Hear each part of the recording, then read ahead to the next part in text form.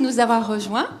Je suis très heureuse de vous accueillir au nom de notre directeur, Monsieur Christian Varinard, au nom des étudiants et de l'équipe pédagogique du Master RHO, Ressources humaines et organisation de l'IAE Lyon, à l'origine de cette conférence, que nous avons co-organisée avec François Gueuse, à qui je laisserai la parole tout de suite après. Alors, juste quelques précisions. Cette conférence prend place dans le cadre du cycle des Odyssées conférences de référence RH. Alors, un mot sur le réseau référence RH. C'est un réseau créé en 2000 qui rassemble les formations d'excellence, parce qu'il y a un système d'accréditation et de labellisation garant de la qualité de ces formations, en formation en ressources humaines au niveau national dans l'enseignement supérieur. Et notre master en fait partie, bien sûr. Sur le cycle Les Odyssées de référence RH, il s'agit d'un cycle de conférences où l'on aborde des thématiques de la fonction RH, des thématiques qui posent problème à la fonction et au DRH, et où l'on essaie d'ouvrir un espace de réflexion, de partage, d'échange, et c'est ce que l'on souhaite faire avec vous ce soir. Alors notre thématique ce soir, sur la thématique d'ensemble, les RH hackent le digital. Donc la question de la digitalisation de la fonction RH, les conséquences en termes de métier, d'organisation des univers professionnels, et puis la question sous forme de paradoxe que nous déroulerons tout au long de la soirée. S'agit-il, et que vous pouvez lire là, s'agit-il de moins de travail ou de plus d'humain dans le travail? Alors, pour répondre, nous aurons deux temps. Premier temps, une table ronde que nous avons intitulée « Gérer les talents à l'ère de l'intelligence artificielle, opportunités et obstacles ». Donc, table ronde qui sera animée par toi, François. Donc, François Gueuse, professeur associé à l'IAE Lille et directeur scientifique du HR Fiable Lab Europe. L'ai-je bien prononcé? Nous essaierons d'appréhender l'impact des nouveaux outils digitaux sur l'innovation dans le management des RH. Et pour cela, nous aurons les témoignages de Yann Bustos, directeur fondateur de Hyperbolique, une application de type chatbox, utilisant les techniques d'intelligence artificielle et IBM Watson. Donc merci Yann de votre présence. Et Florian Cordel, dirigeant, cofondateur de HPI, Human Predictive Intelligence, une start-up qui développe et édite les solutions permettant de sonder les collaborateurs sur leur engagement et leur bien-être au travail. Merci Florian de votre présence. Alors, temps 2, là nous aurons 30 minutes à peu près dédiées à cette première table ronde. Il faudra que je fasse la gardienne du temps, donc. Et temps 2, une seconde table ronde que nous avons intitulée DRH dans un monde numérique, comment créer la confiance. Alors, nous aborderons là ce qui est le paradoxe fil rouge de cette conférence, c'est-à-dire comment la digitalisation qui conduit à une véritable révolution des métiers et aussi des organisations, comment peut-elle non pas déshumaniser les univers professionnels, mais au contraire renforcer un management sensible et responsable. Donc les questions, plus d'humain dans le travail, est-ce possible? Et nous nous appuierons sur les témoignages de Sophie Bénès. Vous êtes Sophie, DRH au sein de la société Amoeba. Merci d'être là. Également Valérie Deruy, déléguée au développement régional du groupe La Poste. Merci beaucoup de votre présence, et Frédéric Fay, qui est DRH groupe Apicil, également parrain de l'actuelle promotion de nos étudiants, et que je remercie d'avance de sa présence, qui va nous rejoindre. Alors, oui, nous avons également prévu un temps d'échange avec vous, chers spectateurs, et durant lesquels vous pourrez intervenir, poser vos questions aux différents intervenants. Voilà. Alors, juste en petite introduction, et avant de te laisser sur la table ronde première, François, moi je voulais revenir sur ce que les spécialistes nomment la troisième révolution industrielle, c'est-à-dire ce big data, qui finalement ouvre les portes d'un monde où les données accessibles sur les réseaux dépassent l'imagination de nos prédécesseurs, et aussi la nôtre d'ailleurs, et qui conduit les organisations à se réarchitecturer en profondeur autour de ce flux permanent de données. Alors, on a ainsi un nouvel âge du travail qui semble se dessiner, avec un impact direct des nouvelles technologies, de la robotisation sur les emplois Et des auteurs s'interrogent sur le remplacement des métiers humains par la technologie, les robots humanoïdes par exemple, tout ça lié au progrès de l'intelligence artificielle. Alors il y a des études qui ont été faites qui montrent les impacts de cette disparition-évolution, c'est la question des métiers. En termes de chômage, par exemple, l'étude du cabinet Roland Berger 2014 qui pronostique la disparition de 3 millions d'emplois d'ici 2025 en France. Aux États-Unis, des études parlent de 47% des actifs concernés par cette disparition, transformation des métiers. Alors, d'autres disent, d'ailleurs Stankiewicz, un collègue de Lille, parle de processus de destruction créatrice des emplois, qui traduit non seulement le changement de la structure et de la nature des métiers, mais aussi des conditions de travail et des relations au travail. Alors, ça a inévitablement des répercussions dans l'univers managérial, et cela conduit à interroger le rôle, la fonction RH, le rôle du DRH dans ce contexte.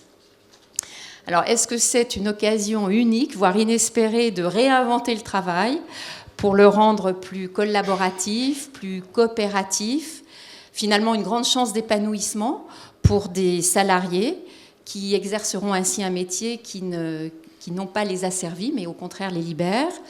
Est-ce que la révolution numérique, la digitalisation peut conduire à une économie du partage avec la multiplication des modes de travail plus collaboratifs, très flexibles, comme les Fab Labs, comme les pop-up workplace, par exemple, et donc le développement de statuts comme l'entrepreneuriat?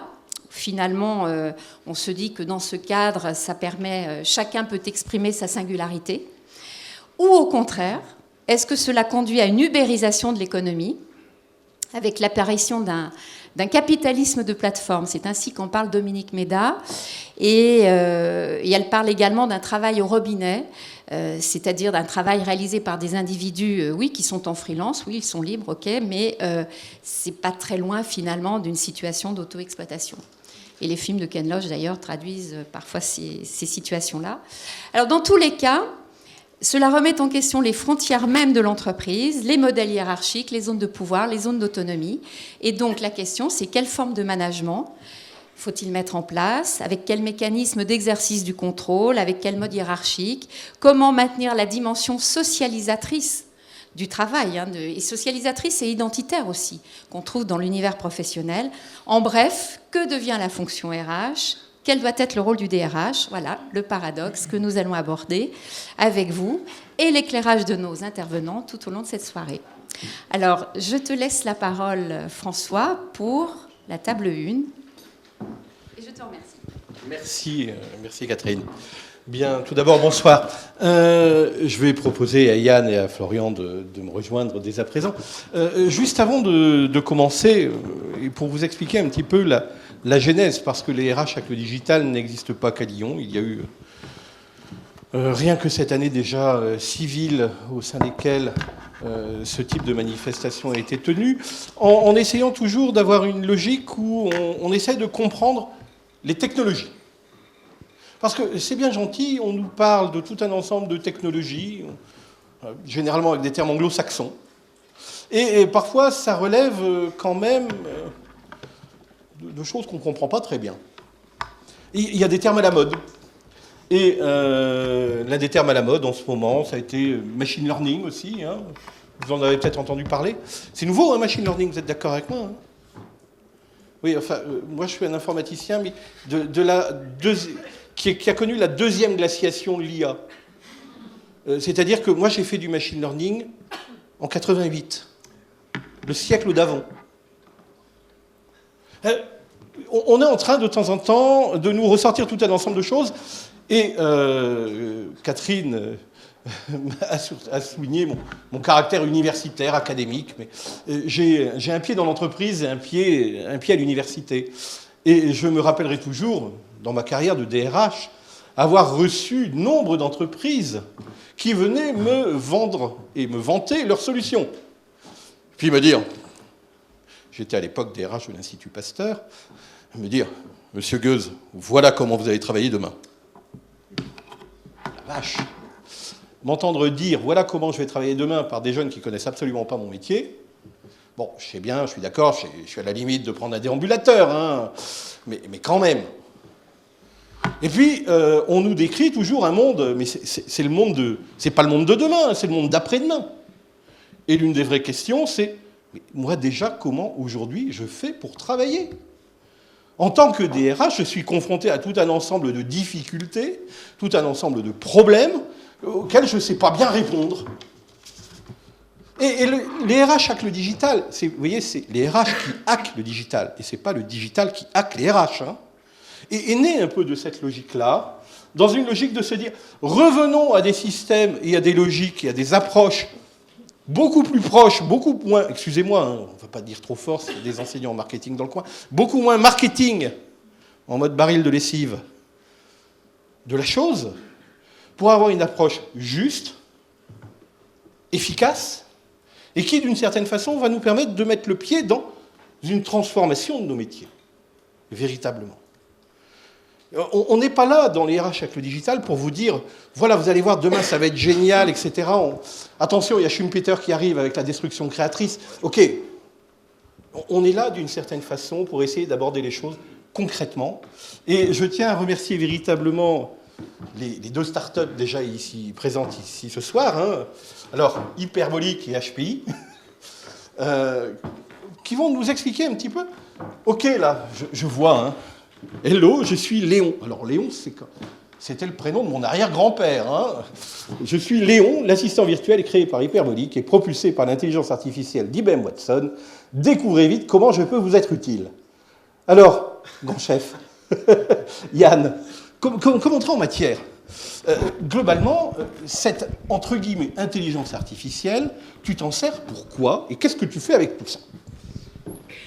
Alors, merci pour l'invitation. Bonjour à tout le monde déjà.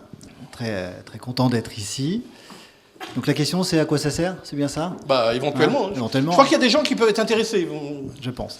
Ce que je peux vous proposer de faire, on va tenter un nouveau format. C'est comme vous êtes tous équipés de smartphones, je vais vous faire une démo en live. Ça va durer 4-5 minutes. Mais plutôt que vous en dire, balancer des slides et vous expliquer, vous tenter de vous expliquer ce qu'il y a derrière, je vais vous proposer de jouer avec moi en fait. Donc si vous avez votre smartphone, vous pouvez le mettre en route, vous allez sur le site et tout ça c'est disponible. Puis si vous ne l'avez pas, c'est pas très grave, hein. On s'en sortira quand même. T'es sympa pour Florian qui a des slides derrière, quoi. Non, j'ai dit des slides pour expliquer quelque chose qui est inexplicable. Donc en fait, voilà. Moi, ce que je vais vous proposer, c'est vous montrer ce que peut faire l'outil. Et après, c'est vous qui allez me dire comment vous pourriez l'utiliser. Parce que finalement, nous, on a des cas d'usage et je serais très intéressé, j'imagine qu'il y a plein de RH dans la salle, de savoir si ces cas d'usage, vous pouvez les utiliser vous. Mais j'en suis absolument persuadé. Donc là, vous arrivez sur Hyperbolique, sur le Léon, donc c'est mon chien, en l'occurrence. Désolé pour ton arrière-grand-père ou ton grand-père. Moi, c'est vraiment mon chien, c'est comme ça. Donc là, vous arrivez sur la page de présentation de ce que peut faire Hyperbolique. Première chose que vous voyez, c'est qu'on est sous forme de boutons. Alors que moi, je vais vous parler de machine learning, c'est-à-dire de compréhension du langage naturel. Pourquoi des boutons immédiatement ? C'est parce que dans l'utilisation d'un chatbot, on vient dans le concret, c'est important de dire à l'utilisateur, donc au collaborateur ou au candidat qui pourrait se présenter, ce que peut faire le bot et ce que ne fera jamais le bot. Donc là, finalement, en mettant des boutons, on dit clairement à l'interlocuteur, voilà où il peut aller le bot, et voilà ce qu'il ne pourra pas faire. Par exemple, la semaine dernière, je faisais une démo, quelqu'un m'a dit, mais moi je lui ai demandé comment aller à Saint-Lazare, il ne m'a pas répondu. Je dis, a priori, c'est normal, c'est pas le chatbot de la RATP. Donc ce que je vous proposez de faire, c'est de lui dire bonjour déjà. Classique, on va être poli. Et puis on peut continuer par lui demander comment il va. Alors je tape un doigt. On voit bien que tout est OK. On peut faire un petit coucou. Je vais lui dire avec qui on est. Hop, on va mettre deux doigts, comme ça là. Non, l'IAE Lyon. Voilà. Voilà, hello la team de l'IAE Lyon. Je ne sais pas s'il y a des étudiants de l'IAE Lyon ici. Enfin bonjour, il vous dit bonjour. Hein. Puis bonjour à tous. Alors j'écris comme les choses me viennent, hein. On peut débuter la démo. Vous voyez, je vous invite à taper d'autres choses. Hein. Voilà.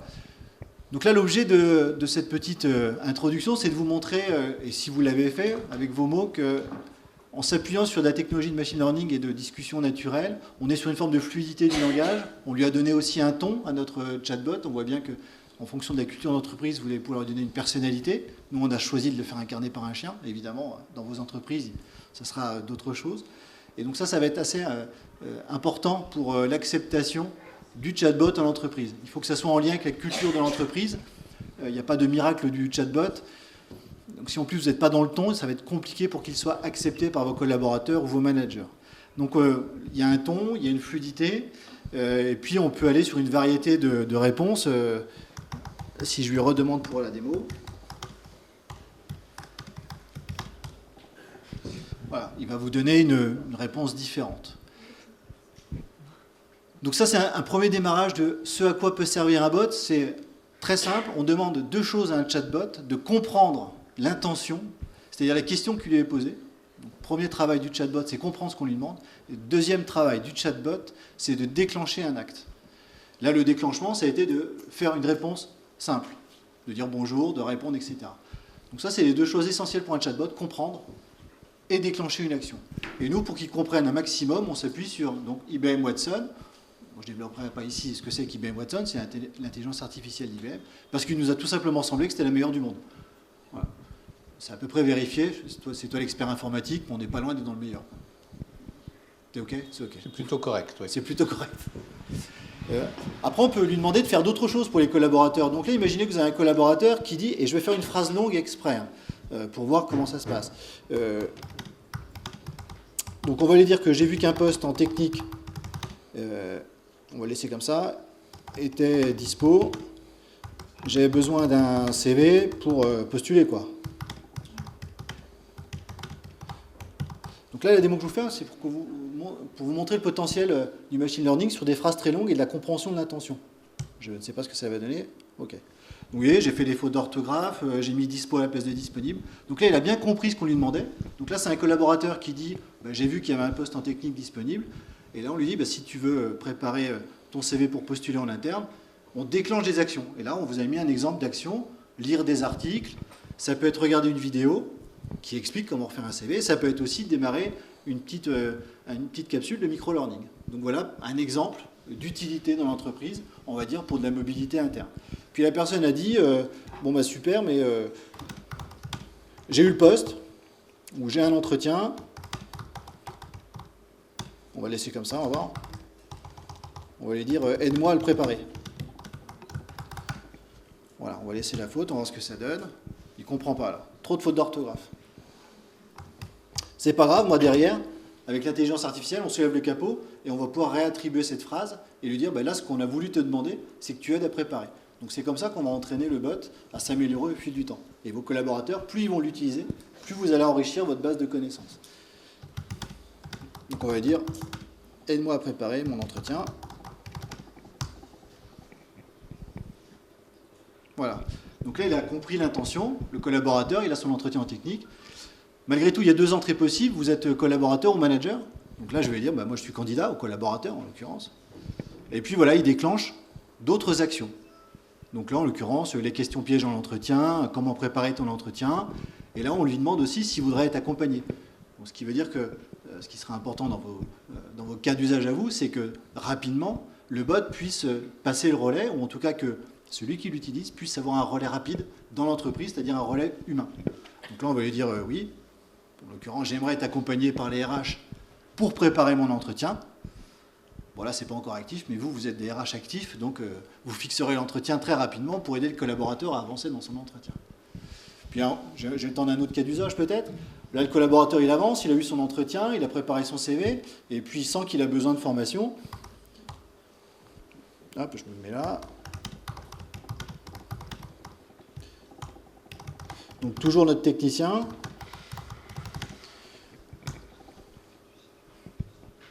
Donc voilà, là, le bot a bien compris que l'intention de la personne, c'était de trouver une formation, et il lui propose une action qui est, va chercher dans l'ensemble des formations disponibles la formation que tu voudrais avoir. Donc technique, je ne vais pas le taper parce que ce sera trop clé, mais si je voulais trouver une formation au management, on ne va pas lui faire trop de fautes quand même. Alors j'ai un DRH qui était très sceptique, il écrivait en mode texto et en verlan. Le bot n'a rien compris. Je ne vous le cache pas, ça a été... voilà. Donc là, on va être sur le catalogue interne de formations disponibles Voilà. Là, ce que je voulais dérouler avec une démo comme ça, c'était que vous puissiez avoir très rapidement, en 5 minutes avant de passer la main, une forme de compréhension de ce qu'est un bot. Un bot, c'est quelque chose qui comprend et qui va déclencher des actions et qui va donc pouvoir le faire pour vous. Alors, on viendra dans le débat, est-ce que ça vient en plus ou à la place? Ça, c'est vous qui allez aussi le définir. Le bot, il va permettre c'est son accessibilité qui fait l'intérêt pour le collaborateur. C'est-à-dire que lui, le collaborateur, il n'attend pas que le manager soit disponible ou le RH. Quand il doit préparer son CV, quand il a vu sur le site carrière qu'il fallait qu'il enclenche une action, c'est pas dans 24 heures, c'est pas dans 48 heures, et encore moins, on se prend rendez-vous mardi prochain à 18 heures. Il veut des réponses rapides. Donc le bot, il a toute sa place ici pour mettre à disposition de l'information H24, donc pour traiter des irritants aussi. Les irritants, ça pourrait être des réponses à questions, et je vais vous montrer rapidement, on est en train de le faire progresser sur l'impôt à la source. J'imagine que vous allez avoir plein de questions sur l'impôt à la source. Donc là, si vous lui dites... Pourquoi j'ai payé 3 fois mes impôts? Comment? Pourquoi j'ai payé 3 fois mes impôts? Oui, ben voilà. Donc là, on va dire, dans une FAQ dynamique. Alors, c'est quoi l'impôt à la source? Là, j'ai peur que ça soit... Donc, vous allez pouvoir dynamiser une FAQ. Là, excusez-moi, je vais mettre quand même impôt. Par exemple, une FAQ RH. Ça, c'est des choses qui va très bien faire, le bot. Est-ce que, si je reprends les différents éléments que tu viens de nous présenter là, moi, d'un point de vue technique, oui, on a bien l'utilisation, on va dire de l'intelligence artificielle, mais c'est un mot valise pour moi. Mais je pense qu'on est bien d'accord, tu as de l'utilisation d'outils d'analyse sémantique oui, pour comprendre le texte. C'est ça. Le deuxième point, c'est qu'on a une logique d'apprentissage, oui, d'interaction. Et quand je tire le fil de cette réflexion, ce n'est pas un outil fini. Je veux dire par là, ce n'est pas un truc que j'arrive, j'installe, et puis voilà, au revoir, M. Bustos, on se revoit dans 2 ans. On est bien dans une logique où le processus d'apprentissage est progressif, régulier, et où d'une certaine façon, il faut savoir donner du temps à Léon pour qu'il comprenne, apprenne et soit en capacité de restituer. Alors, oui et non. Oui, parce qu'effectivement, selon chaque cas d'usage et chaque entreprise, il va y avoir des spécificités liées à sa culture, liées au mode de management, etc. Et non, parce que Léon, il est déjà pré-entraîné RH. C'est-à-dire que si je reprends l'ensemble de ses compétences que vous avez là, on l'a suffisamment nourri de questions ou de façons différentes de poser la question pour qu'il comprenne déjà. C'est-à-dire que là, dans la compréhension, tout ce que vous avez derrière moi, il sait comprendre de 1001 façons, globalement énormément. Donc il est ce qu'on appelle pré-entraîné. C'est-à-dire que ça, qu'on le prend, on le met dans une entreprise, on s'appuie déjà sur quelque chose qui est... Ça fonctionne déjà. Ça fonctionne déjà même très bien. Ce que ça ne dit pas, c'est l'action que ça va produire derrière. Chaque entreprise, si je prends sur la mobilité interne, dans chaque entreprise, il y a des processus de mobilité interne ou des réponses qu'on veut donner, ou qu'on ne veut pas donner d'ailleurs, qui vont être différentes. Là, par exemple, j'ai une question sur le bot, aide-moi à réfléchir à mon augmentation. Donc là, vous voyez, on est sur un sujet sensible. Est-ce qu'une entreprise va vouloir communiquer et être très transparente là-dessus? Voilà. Donc le bot, il s'adapte à la culture d'entreprise. Donc oui, il s'entraîne avec l'usage, et plus on l'utilise, plus on affine ses réponses. Et j'ai envie de dire aussi, plus on découvre des questions qui sont fréquemment posées et dont on n'avait pas connaissance. Par exemple, ce matin, depuis une semaine, moi je me rends compte que le bot, il est interrogé sur une question qui est: quels sont les secteurs qui embauchent demain? Donc ça fait une semaine. Alors soit c'est la même personne qui est monocentrée sur sa question. Qui est monomaniaque. Monomaniaque. C'est moi en fait, t'inquiète pas. Alors c'est bien. Donc voilà. Donc ça c'est quelque chose qu'on n'avait pas prévu nous, mais on se dit tiens, ça peut être intéressant de l'entraîner pour qu'il puisse répondre à la question d'orientation sur les métiers qu'ils vont recruter. Voilà, ça c'est une possibilité. Mais voilà, je le redis, il n'y a pas de miracle du bot, c'est une intelligence artificielle, alors on peut l'appeler augmentée. Ça reste de la techno et il faut, je veux dire, faut pas s'occuper de la techno. Je vous renvoie, vous, RH, à votre usage RH, à votre culture, etc. La techno, j'ai envie de dire, on s'en fout complètement. Ouais. Donc, analyse sémantique, machine learning, c'est-à-dire qu'il apprend... Apprentissage au départ. Exactement. Et identification quand même des processus, des règles d'action, etc. pour que ça puisse fonctionner. Voilà, ça c'est l'entreprise qui définit comment ça... Là, si vous permettez, on va passer tout de suite à la présentation de Florian, parce que globalement, on a un premier type d'utilisation et d'usage qui relève de la logique conversationnelle, hein, parce que tu dis bot, mais en français ou en canadien, on va dire Dialogueur. un agent conversationnel. Alors le mot qui a été retenu, c'est dialogueur. Oui, ça c'est Pas agent conversationnel. Non, c'est dialogueur. Ah, d'accord. Oui, ça a été retenu, mais bon, comme ça a été joli. retenu, personne ne l'utilisera. Dialogueur, c'est québécois. J'aime beaucoup. Voilà. Non, avec Florian, on va peut-être avoir une autre approche de l'utilisation de techniques et technologies de machine learning, là aussi, mais qui ne va pas fonctionner de la même manière. Non. Et qui aura d'autres usages. Et pour Florian. autant, on va se baser sur les mêmes technologies. Enfin, je l'ai présenté à Yann juste avant, justement. Donc déjà, bonsoir à tous. Je suis ravi d'être parmi vous. Et c'est des sujets qui m'intéressent beaucoup parce que cette première intervention l'a démontré. On a besoin de revulgariser sur le sujet RH des sujets qui ont déjà été abordés il y a 25 ans dans le monde informatique, voire beaucoup plus loin que ça. Parce que ce qu'on appelle le machine learning, l'apprentissage machine, si vous voulez, moi je me rends compte pour avoir des équipes de développeurs en interne qui vont utiliser des technologies de machine d'état fini ou de machine d'état infini qui datent d'Alan Turing, donc qui datent des années 40 et qui utilisaient déjà ces méthodologies en fait pour déchiffrer des clés de chiffrement. Donc toutes ces technos-là, tous ces concepts-là, aujourd'hui on se les approprie en RH parce que la donnée est suffisamment mature pour se les approprier. Je vais vous parler rapidement d'HPI pour vous donner un petit peu une structure. HPI, donc on est éditeur de solutions logicielles RH et on est ce qu'on appelle une jeune entreprise universitaire. C'est-à-dire qu'on est issu d'un travail de recherche. Moi, j'ai réalisé une thèse à Londres sur les intelligences prédictives appliquées au monde des ressources humaines. C'était la grande époque que tout le monde a connue, je pense, de le big data en RH. Qu'est-ce que c'est ? Quelles sont les conséquences, les implications, etc. Donc le terme big data, qui est le terme mal compris par excellence, qui est devenu has-been avant qu'on comprenne vraiment ce que c'est dans le sujet RH. Et une des conclusions de cette thèse était, de toutes les façons, on ne va pas vous donner à vous, RH, une boule de cristal pour répondre à des questions que vous ne vous êtes pas posées.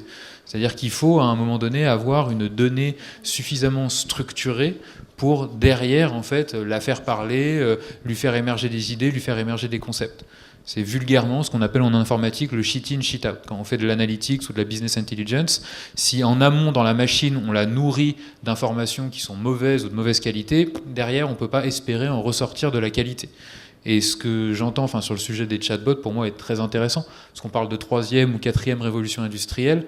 Si on reprend les premières révolutions industrielles et qu'on disait ces machines-là, elles vont automatiser le travail de l'humain et derrière, ces personnes-là n'auront plus de boulot. Là, il s'avère que sur le sujet du chatbot, il faut quand même quelqu'un pour l'entraîner derrière.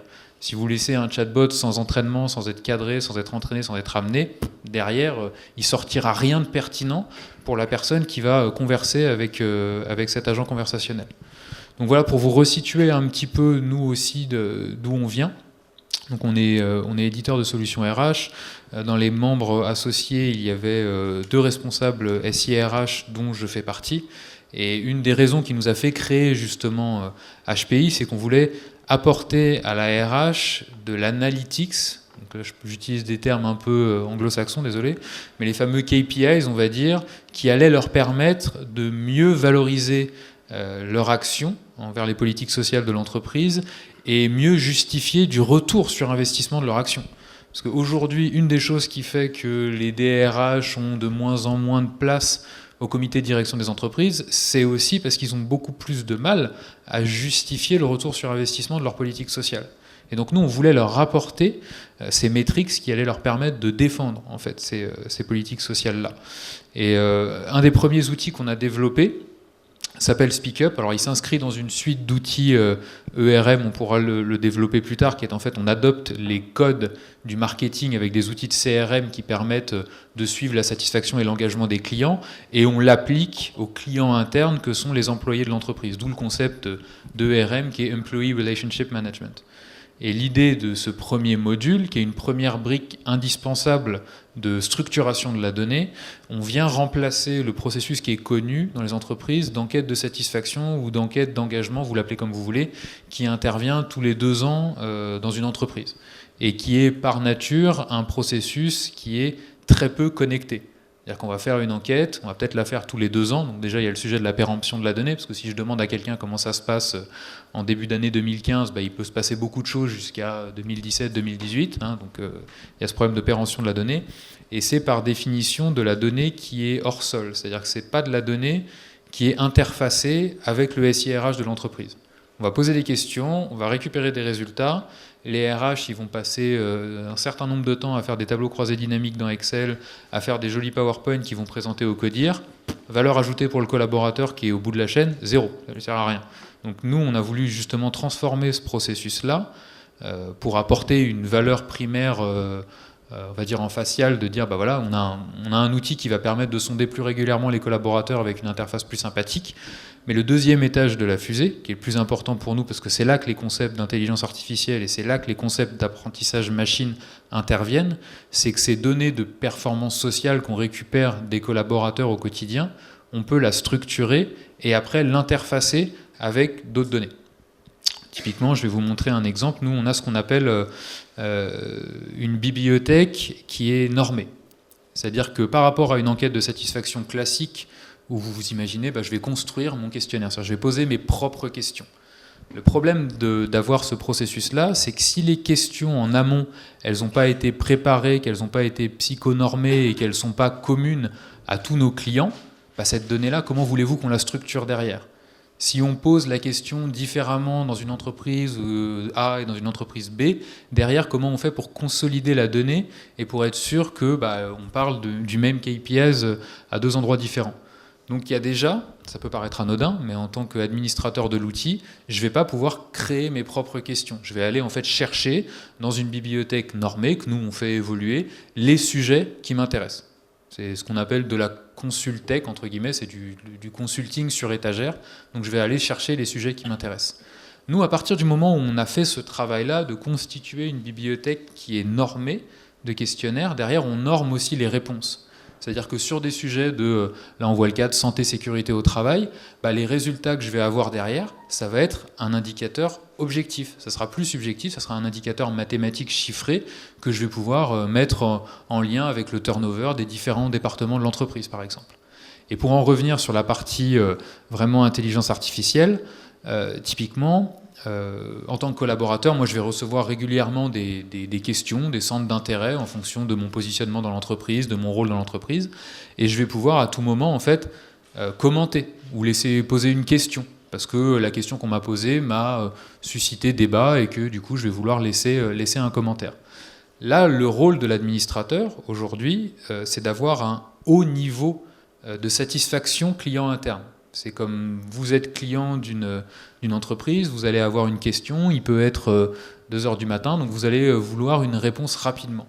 Et ce niveau de service-là, on veut aussi l'apporter au RH, ce qui fait que par exemple, là vous avez le cas, on est sur un commentaire qui est laissé suite à une question sur la santé et la sécurité au travail. Est-ce que je me sens protégé dans mon entreprise ? Et on peut avoir des fois des commentaires des collaborateurs où les RH ne savent pas forcément répondre ou quelle position adopter et ils aimeraient bien avoir une best practice à leur être recommandée. Et c'est là qu'on va retrouver le système d'agent conversationnel, parce que c'est là qu'on va nous aussi avoir pu entraîner une machine. Vu qu'on lui pose toujours la même question et que lui il récupère des commentaires, il peut après les analyser les réponses qui sont faites par les RH et après recommander ce qu'on appelle des best practices. Donc là, typiquement, on va aussi utiliser les intelligences d'IBM Watson. Le RH va aller cliquer sur ce bouton-là, il n'y a rien d'automatique, mais ça va rechercher une réponse qui, selon le bot, est la plus à même de répondre à la question du collaborateur. Et à ce moment-là, la personne qui est derrière l'ordinateur, que ce soit le manager ou le RH, d'ailleurs, ce n'est pas forcément le RH, va pouvoir amender cette réponse et l'envoyer. Donc ça, vous voyez, c'est une autre manière d'utiliser l'apprentissage machine, où en tant qu'utilisateur final, en tant qu'employé, je ne vais pas être en lien direct avec la machine. Par contre, l'administrateur, il va peut-être vouloir être aidé des fois, en termes de best practice, sur la réponse qu'on va pouvoir lui apporter. Et encore une fois, nous, notre but, puisqu'on ne développe pas ça entre guillemets, par envie personnelle, c'est aussi nos clients qui nous conduisent là-dessus. Il y a un des indicateurs pour nous qui est important, c'est la satisfaction de nos utilisateurs que sont les employés. C'est-à-dire qu'il faut qu'ils reviennent le plus souvent sur l'application. Et on se rend compte que un des drivers, enfin des leviers de l'adhésion à la plateforme, c'est le niveau de retour que vont avoir les administrateurs. Un collaborateur qui va laisser un commentaire, il va pas recevoir une réponse une fois, bon, admettons, il va revenir sur la plateforme. Mais au bout de la deuxième fois, il ne reçoit pas de réponse, il se dit, bon, il n'y a personne derrière, donc ça sert à rien. Et donc nous, on veut aider nos administrateurs à apporter ce haut niveau de satisfaction client interne, et donc l'aider avec ce genre de support. Et ça, plus on va avancer dans le temps, plus on va pouvoir objectiver des notions subjectives, et encore une fois, accompagner les RH dans un haut niveau de satisfaction client interne. Si je reprends ta présentation, Florian, hein, on est bien là où on utilise à la fois des données quanti et quali, hein, puisque globalement les réponses aux questionnaires, pour moi, sont des choses qui sont beaucoup plus quantitatives, que tu vas essayer d'avoir avec ton application une corrélation avec les autres indicateurs RH, ou peut-être de production, financiers, etc. de l'entreprise, que tu vas essayer de les corréler ensemble. Et s'il y a des commentaires, des éléments, on retrouve la dimension liée à l'analyse sémantique, mais avec une logique de proposition, de réponse à une question d'un collaborateur, sur la base de tout un ensemble de choses qui ont déjà pu être identifiées, et tu as la possibilité de répondre. Ok, ça c'est ce que je viens de voir là tourner. Ça veut donc dire... C'est un peu la remarque de Yann de tout à l'heure, que d'une certaine façon, c'est un outil qui nous permet d'être beaucoup plus dans la réponse et dans la relation avec le collaborateur, ou tout du moins beaucoup plus que ce que l'on est bien souvent aujourd'hui.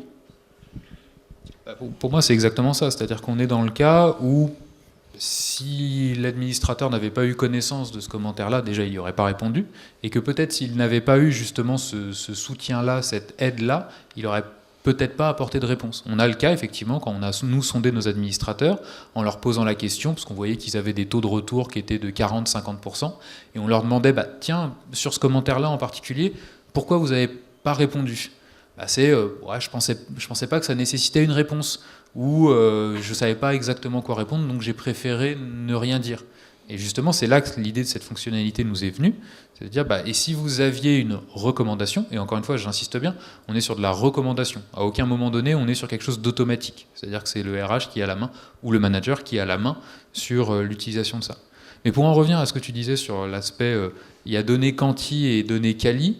Moi, je fais partie de cette veine qui pense qu'une donnée quali, ça va devenir une donnée quanti à un moment donné.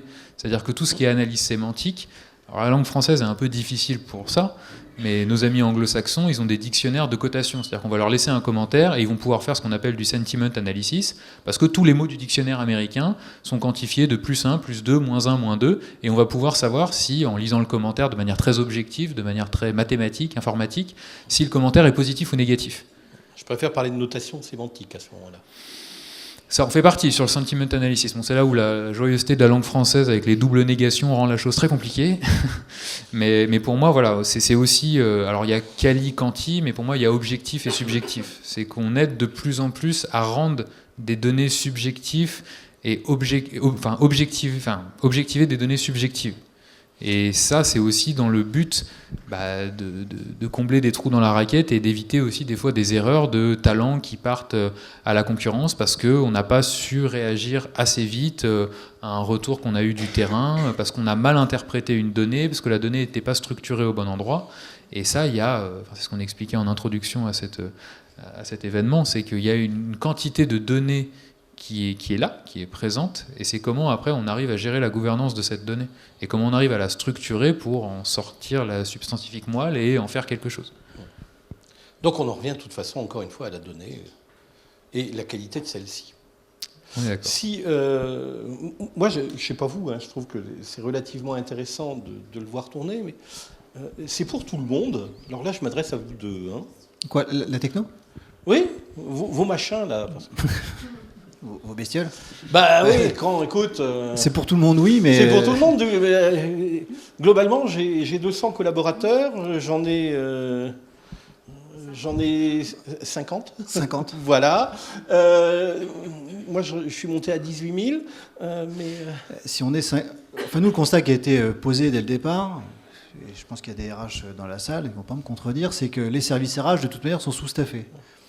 Donc globalement, une fois qu'ils ont fait l'administratif, qu'ils ont fait le contentieux, la paye, la semaine, elle est déjà quand même sacrément bien entamée.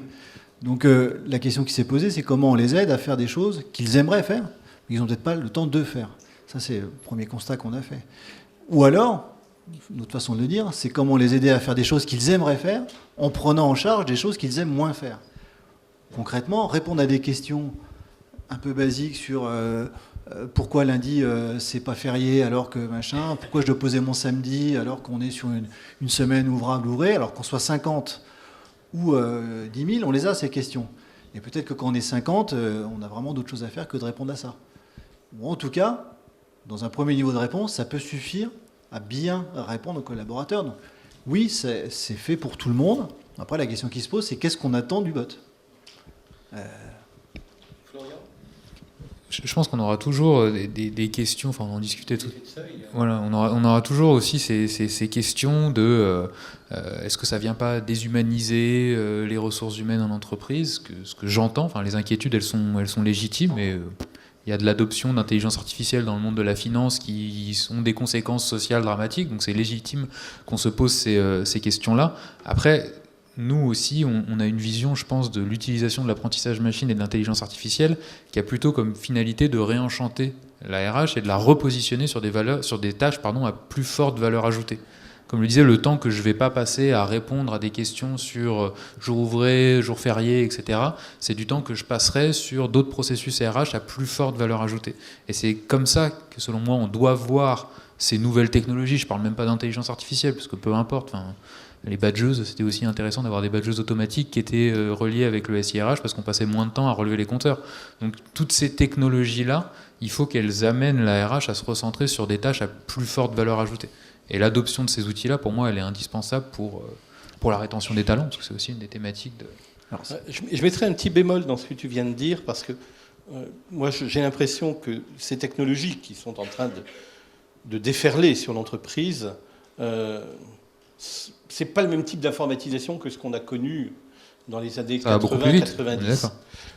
Dans les années 80-90, on a surtout pensé l'informatique comme étant une logique d'industrialisation de tout un ensemble de process. Je fais faire plus de la même chose avec moins d'individus. Ça, c'est le premier point. Moi, ce que j'entends dans vos deux présentations, c'est je peux faire autre chose différemment. Alors, en prime. Ça, c'est notre philosophie. On est au clair là-dessus. Nous, l'idée, c'est effectivement, avec un temps fini, de prendre en charge des tâches qui n'ont pas d'intérêt pour pouvoir aller voir plus de managers, pour pouvoir accompagner un collaborateur dans son évolution professionnelle, enfin faire des choses. Enfin, si j'ai fait des études RH, tous les RH qui font des études RH, c'est pour être fondamentalement face aux collaborateurs, aux managers, pour les accompagner dans leur carrière. Ça, c'est la philosophie. Maintenant, mon sentiment, et la question que je me pose, c'est très, très haut au sein du CODIR. Qu'est-ce qui se passe quand on peut dire à un moment donné à un service RH, et si on te met des outils, tu vas pouvoir faire plus? Et donc quoi? On enlève un équivalent temps plein RH? C'est comme ça que tu calcules le ROI. Où on considère que cet ETP libéré, il va être passé à aller faire des ressources humaines, c'est-à-dire accompagner les collaborateurs dans leur évolution professionnelle. Donc la question qu'il faut poser, je crois que c'est pour RH qu'il faut la poser, c'est au comité de direction, comment eux, ils veulent s'emparer de ces technologies pour faire en sorte que sur un service RH à 5, on reste à 5, mais on soit au contact des hommes. Et qu'on apporte de la valeur ajoutée. Exactement. Mais juste avant qu'on... C'est une belle transition pour la table ronde, mais avant la table ronde, moi j'aimerais laisser un peu la parole à la salle quand même. Parce que j'ai bien posé mes questions, mais moi je les connais en partie, vous l'avez compris. Quelqu'un a-t-il des questions? On passe... Ah, bah voilà. Cette fois-ci, je ne vous ai pas oublié. Bonsoir, Guillaume Rosquin. Je suis un ancien informaticien des années 88, moi aussi. Mais moi, j'ai viré dans la philosophie. Donc, ce qu'on appelle aussi sciences humaines, bien que c'est un peu un oxymore. Et quand j'avais une question dans une entreprise que je voulais m'adresser à quelqu'un, J'allais lui poser parce qu'à chaque fois, généralement, je voulais être rassuré. Je suis quelqu'un d'un naturel anxieux. Donc j'aime bien avoir un interlocuteur humain parce qu'il a de l'empathie vis-à-vis de moi et il est dans cette démarche de comprendre qu'est-ce que je ressens, quelles sont mes émotions et qui n'est pas un fichu robot qui est complètement inepte pour comprendre qu'un être humain est fait aussi de sentiments. Mais justement, pour que la personne que vous sollicitez elle ait le temps de vous répondre dans l'entreprise, nous, le robot, il va lui en dégager. Vous n'avez pas vos adresses au robot, et c'est tant mieux. Il n'y en a pas un qui se substitue à l'autre. Nous, ce qu'on dit, c'est on va pouvoir redonner du temps pour que la personne que tu sollicites, elle ait le temps de te recevoir, elle ait le temps de cette empathie, et elle ait le temps de te répondre. Et pas qu'elle te dise, écoute, on en reparle mardi prochain, ou lundi soir, ou là, je suis pressé, je suis entre deux... Voilà. Donc, il n'y a pas de... Les choses ne s'opposent pas. On ne va pas aller chercher de l'empathie avec un robot. Il a beau être sympa, mon Léon, a priori, il est très très con. Hein. Donc les choses ne s'opposent pas. Oui, l'empathie, tout ça, ça ne l'enlève pas. Mais la question que moi je renvoie aux philosophes, c'est est-ce qu'aujourd'hui, dans l'entreprise, on a le temps de cette empathie ? J'ai un exemple qui est très concret en fait sur l'utilisation de l'application. On a déployé cet outil pour la première fois en août 2017 dans une entreprise pas loin d'ici. On l'avait fait au mois d'août parce que justement c'était une première version de l'application, on s'était sécurisé au cas où ça foire, ça marche pas, on est au mois d'août, c'est pas grave, les gens le verront pas beaucoup. Ça a très bien marché. Au bout de la deuxième semaine d'utilisation, on a eu le cas de quelqu'un qui nous a fait remonter un commentaire parce qu'il y a une question qui revient souvent, qui peut paraître candide, mais c'est comment s'est passée la semaine de travail. Et quelqu'un a dit ça s'est très mal passé parce qu'en fait on est au mois d'août, j'ai récupéré les dossiers de tout le monde, mon manager est pas là et en gros moi je peux pas tenir 2 semaines comme ça sans craquer et sans faire un burn-out. Et on s'est rendu compte que la RH a été interpellée, donc l'application est anonyme, donc le RH a pu savoir dans quelle direction ça se passait. Il est allé voir le patron de la business unit en question, qui n'était pas en France à ce moment-là, et il lui a simplement posé la question, est-ce que tu es bien sûr que la passation de dossier pendant l'été a été bien gérée ? Et il fait dire, attends, je vais vérifier. Et il s'est passé que dans le service, le mot a été repassé, qu'il fallait que les dossiers soient bien passés. Et donc concrètement, cette personne-là, si on reprend le débat, est-ce que cette personne, elle serait allée voir la RH ? Il s'avère que non, elle ne serait pas allée taper à la porte de la RH, parce qu'aujourd'hui, sur ce genre de sujet, on ne va plus taper à la porte de la RH.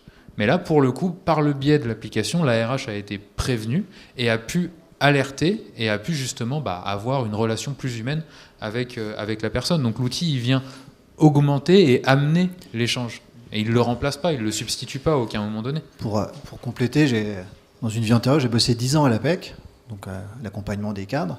Et à chaque fois que j'avais quelqu'un qui me disait moi je veux évoluer, moi je veux changer, moi ras-le-bol, moi machin, ma première question c'était est-ce que vous en avez parlé à votre RH ? J'ai pas fait de stade, donc c'est très empirique ce que je vais vous dire. Mais je pense que dans 90%, la réponse c'était non, surtout pas, de toute manière, surtout pas. Voilà. C'était ça la réponse que j'avais. Donc c'est empirique, ça tient pas lieu de vérité. Hein. Oui, alors tout d'abord merci. On aura la possibilité de reposer d'autres questions juste après. Merci de vos interventions.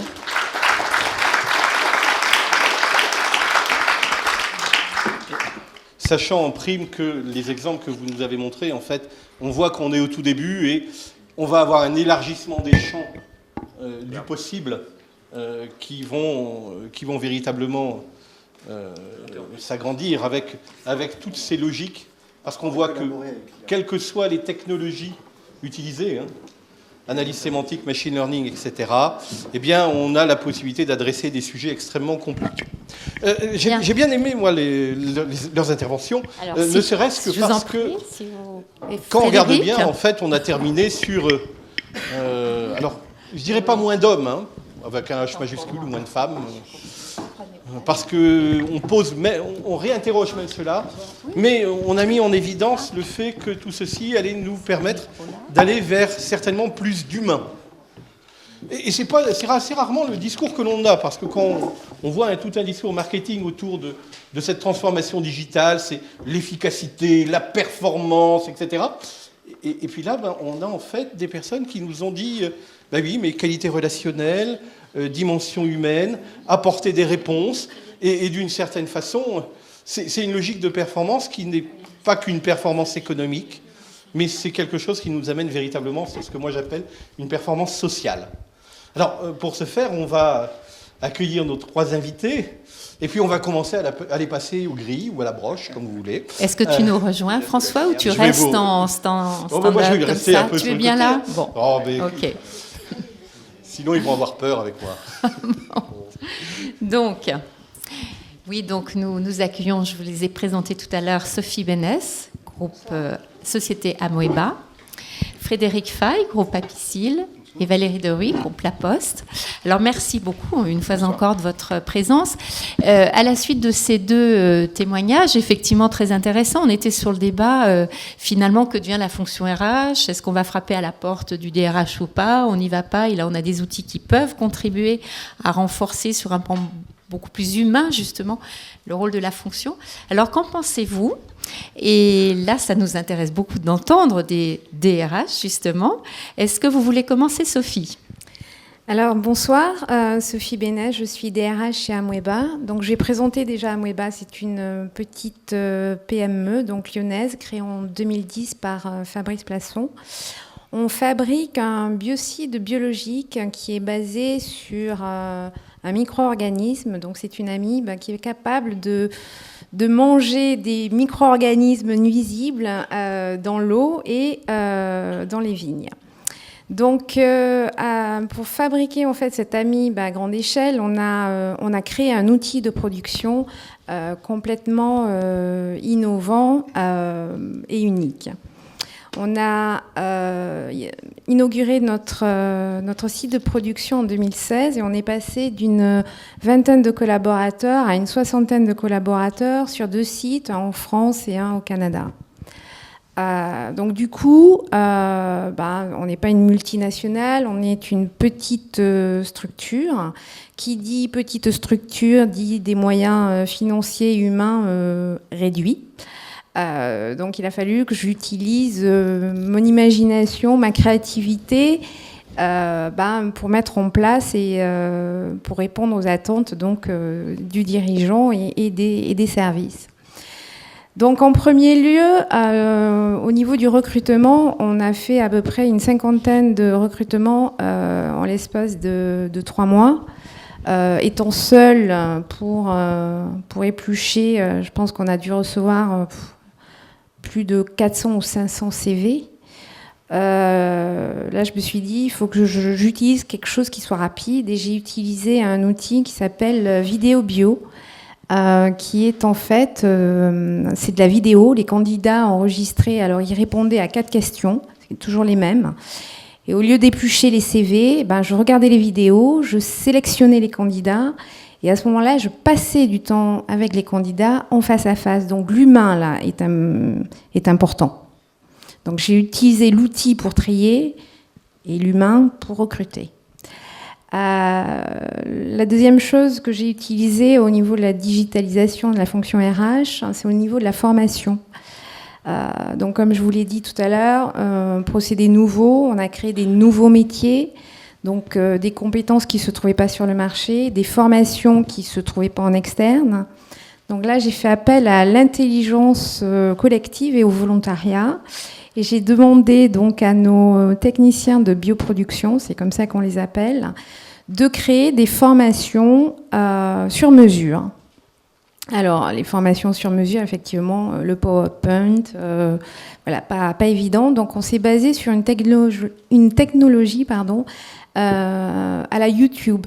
C'est-à-dire qu'ils ont... donc, le logiciel s'appelle Poca. Ça vient du Canada. Et en fait, on filme. On filme les manips. Alors, donc, c'est un bon moyen pour de les garder, de partager, surtout de les documenter.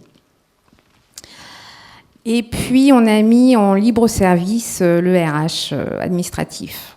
Et tout à l'heure, effectivement, c'était quelle est la valeur ajoutée de faire une attestation, de redonner une fiche de paye, de répondre à la question jour férié, jour de Pentecôte, pourquoi on travaille, pourquoi on ne travaille pas.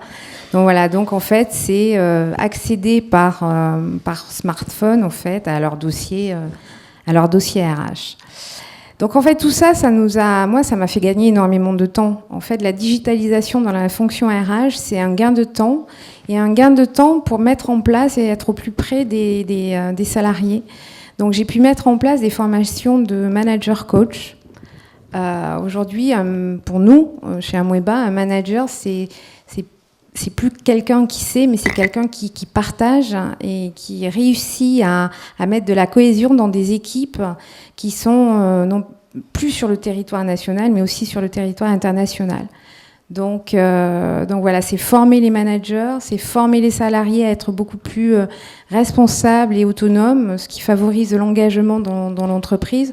Donc en fait, la digitalisation de la fonction RH, pour répondre à cette question, c'est finalement refaire et remettre l'humain au cœur des processus. Et nous, des RH, c'est finalement mieux les comprendre, mieux les entendre, passer du temps et mieux les accompagner dans leur parcours tout au long de leur vie dans la société.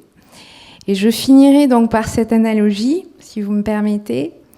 On a tous appris à manger avec un couteau et une fourchette pour apprendre, donc pour regarder ce que nous avions dans l'assiette et l'apprécier. Et ben les outils RH, la digitalisation RH, c'est un petit peu ça. C'est remettre l'humain, c'est donner la possibilité aux RH de faire leur métier et de le faire, être en proximité avec les salariés. Et donc de les accompagner et de les écouter. D'accord, oui, merci. Donc les craintes seraient non fondées. Les craintes de perdre des emplois, le DRH est là aussi pour accompagner lorsqu'il y a transformation des métiers. Parce que vous utilisez ces outils dans votre métier, mais il y a aussi les collaborateurs impactés dans leur pratique professionnelle. Et donc là, nécessité de les accompagner aussi. De les accompagner, c'est en fait c'est ça. Un DRH, ça accompagne. Il faut accompagner. C'est notre métier. Il faut être à l'écoute active. Donc c'est possible. Alors justement, ce qui est intéressant maintenant, est-ce que Frédéric, par exemple, sur le groupe Apicil. Bonsoir à tous, merci de votre invitation. Donc je suppose que si vous êtes de Lyon, vous connaissez le groupe Apicil de nom, et je vais quand même vous en dire quelques mots. Donc le groupe Apicil, c'est aujourd'hui le 4e groupe de protection sociale, 2200 salariés, répartis sur toute la France, essentiellement sur Lyon et Paris, qui aussi est en train de procéder à une mutation de ses métiers, de ses activités. Donc on a 3 grandes activités, c'est la santé-prévoyance, la retraite et l'épargne, les produits financiers. Voilà. Très souvent, je rencontre des collaborateurs ou des anciens collaborateurs ou des clients qui me disent ah oui, nous on est chez Apicil, donc tant mieux, merci. Mais ce qui est très important, c'est de vous expliquer aussi comment on a accompagné cette transformation du digital, enfin qui passe par le digital, par rapport à différentes générations également. On commence à compter maintenant 4 générations dans l'entreprise de salariés, avec les baby boomers dont je fais partie, et puis évidemment beaucoup de jeunes qui arrivent. Et il faut communiquer, mais également gérer des populations qui ont une appétence ou pas pour le numérique. Et aujourd'hui, une entreprise qui n'accompagne pas cette mutation numérique est une entreprise qui est condamnée d'avance. Alors il faut le faire avec la culture de son entreprise, avec aussi ses ambitions.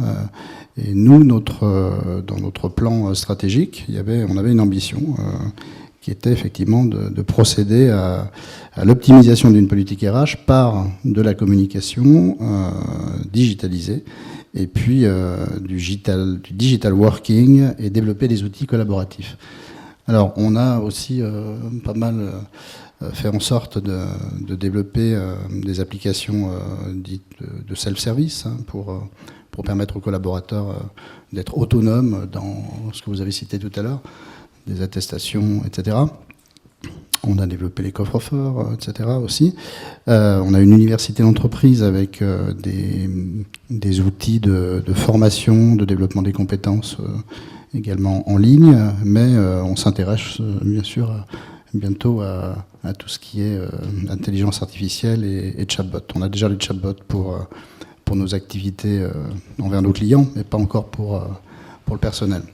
En même temps, en vous écoutant, je me suis dit qu'on avait la chance d'avoir aussi des collaborateurs qui sont dédiés à la qualité de vie au travail chez nous et qui assurent le lien avec les collaborateurs. Donc peut-être ça répond à une interrogation d'un monsieur tout à l'heure qui appréhendait peut-être le côté déshumanisation de ces outils. Moi, je pense qu'il faut arriver à trouver le bon équilibre dosé entre les populations qu'on a à gérer et puis évidemment des gains de temps aussi à obtenir. Et en préparant cette intervention, Catherine m'avait demandé également de voir comment on arrive à sensibiliser, à rassurer les collaborateurs et à les faire adhérer à finalement tous ces outils. Et on a mis en place récemment, évidemment, dans toutes les entreprises, vous avez des gens qui sont réticents, qui sont dans le déni. C'est pas pour moi je pars dans 2 ans à la retraite ou dans 10 ans. Alors là, c'est un peu plus grave quand on entend ça. Malheureusement, ils sont confrontés au quotidien à la gestion, à l'appropriation quand même de ces outils, qui sont de plus en plus nombreux. Et on a décidé de lancer des plateformes, on va dire, des Genius Bar. Je ne sais pas si vous avez entendu parler de ces plateformes éphémères, en fait, dans les entreprises qui permettent de développer l'assistance aux utilisateurs sur l'utilisation des réseaux sociaux, internes et externes, mais aussi de toutes les applications qui envahissent aujourd'hui sur nos smartphones et qui sont tout à fait utiles dans l'entreprise. Donc ça a été une expérience vraiment intéressante. On l'a fait à plusieurs reprises et on va continuer parce qu'on intègre régulièrement des nouveaux collaborateurs. Et puis certains, évidemment, attendent que d'autres aillent expérimenter ce genre de rencontres pour s'approprier éventuellement des outils.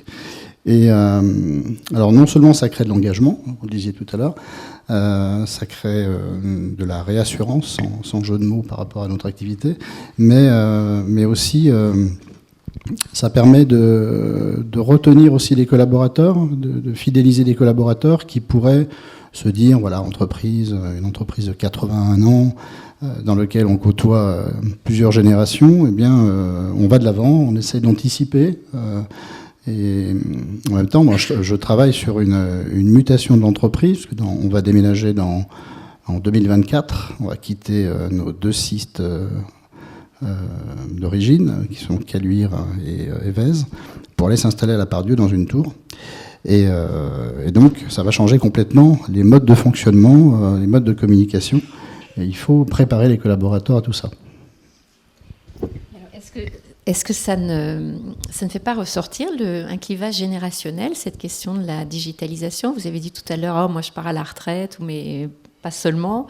Est-ce que vous voyez des réticences liées à l'âge et du coup comment dirais-je, non pas des conflits, mais des clivages? Non, on n'a pas de... Alors justement, on a beaucoup de chance, je pense, parce qu'on fait beaucoup de communication. Et on essaye à chaque fois qu'on a à mettre en place, que ce soit une politique, en ce moment, cette année on a beaucoup développé la politique sur la diversité, et on a évidemment là, il y a aussi, là aussi c'est un sujet pour différentes générations qui ont parfois des résistances ou qui sont tout simplement pas préparés à ces sujets-là. Et donc on travaille, on est vraiment sur le mélange des cultures, de l'intergénérationnel, pour faire en sorte que la rencontre s'effectue. Et il y a plutôt une bonne entraide. On a développé le reverse mentoring. On est sur beaucoup de processus d'intégration, dans lequel chacun vraiment se retrouve. Avec des apprentissages, les juniors apprennent des seniors, mais les seniors apprennent aussi des juniors. Oui, voilà, sans qu'on soit obligé de mettre en place des processus assez rigides. Alors, merci donc pour ce témoignage. Alors, après le secteur de la chimie et des assurances, quid de la Poste? Quand on a préparé cette conférence, vous m'avez parlé, Valérie, du métier de facteur, qui pourrait presque redevenir ce qu'on voit dans les films de Jacques Tati. Vous savez, sur sa bicyclette, il rencontre, il prend un café quand il distribue son courrier. Est-ce que je rêve, j'exagère, ou parlez-nous-en. Un peu tout à la fois. Bonsoir.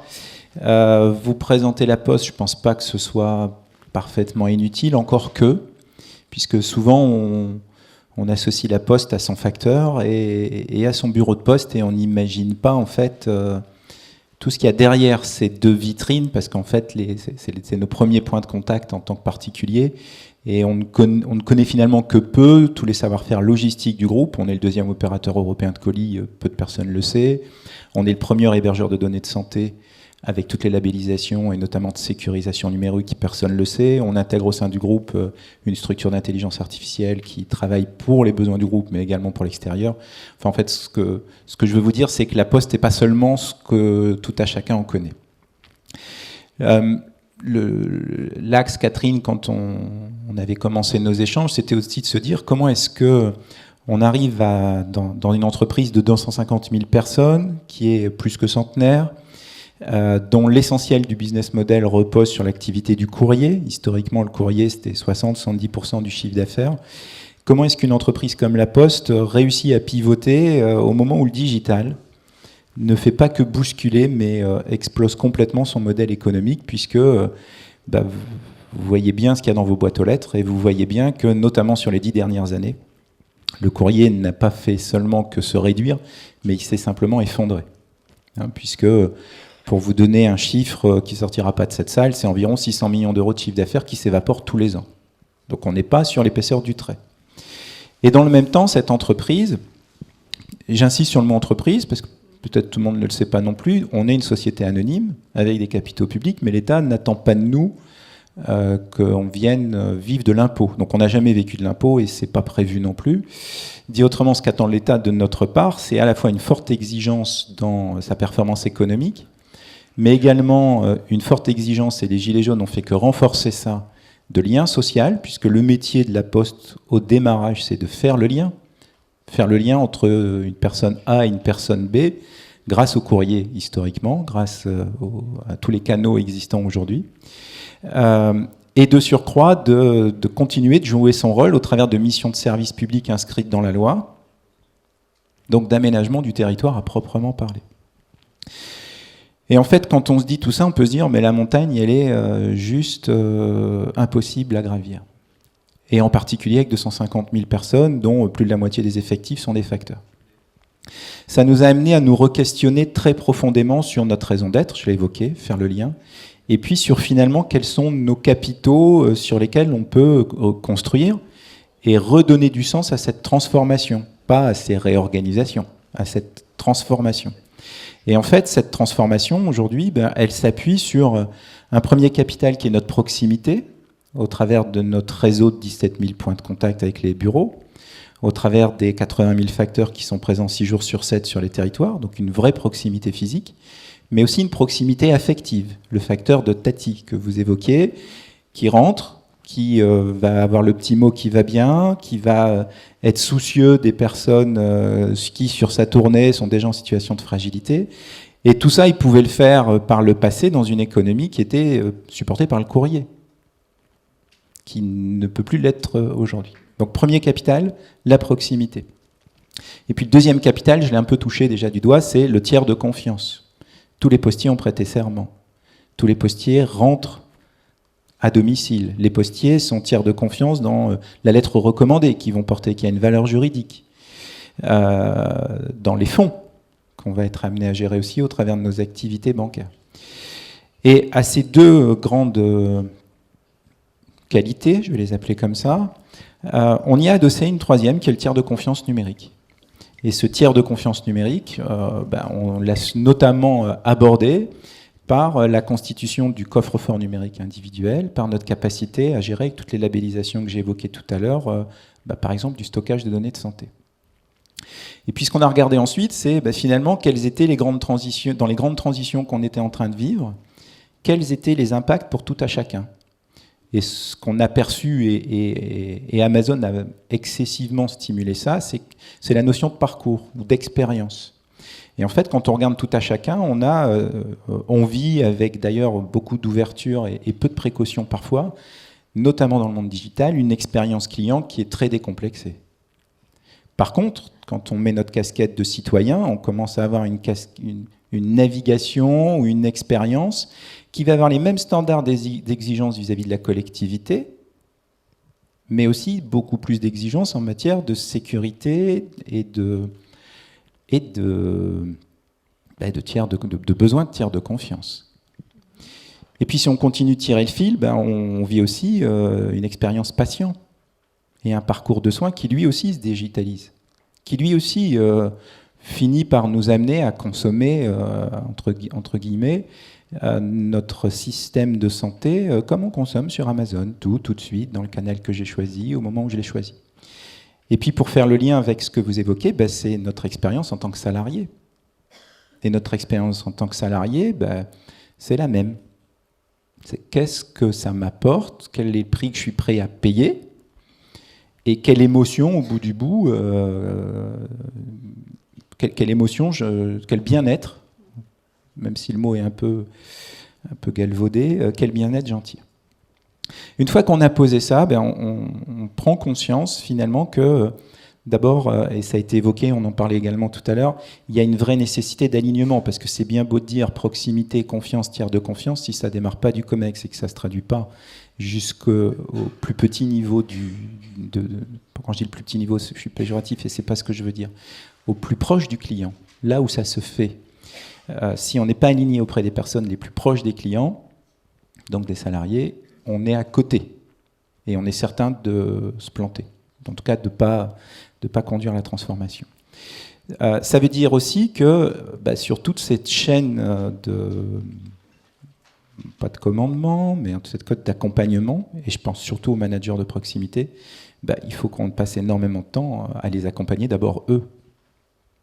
Parce que comment est-ce qu'un manager de proximité qui est avec un facteur va lui expliquer que sur sa tournée, dans le cadre de l'offre Veiller sur mes parents, il va devoir aller voir telle personne qui a telle adresse à tel moment sur sa tournée, parce que c'est une personne âgée qui a été identifiée comme fragile, qu'ensuite il va devoir avoir une posture toute particulière, puisqu'on engage la responsabilité de l'entreprise dans ce schéma-là. Jusqu'alors, la relation sociale, le facteur de Tati, je vais garder votre expression, Catherine. Le facteur de Tati, il faisait ça sans promesse client. Par bonne volonté, par habitude presque, j'ai envie de dire. Par humanité. Là, on est en train de dire, on engage l'entreprise parce qu'on fait une promesse formelle au client, tarifée. Parce que sinon, le modèle économique ne tient pas. Donc ça veut dire qu'à la fois, il faut s'assurer que le geste est bien fait, au moment prévu. Et c'est là tout l'intérêt des outils digitaux, c'est que les outils digitaux nous permettent aussi d'avoir un retour d'information.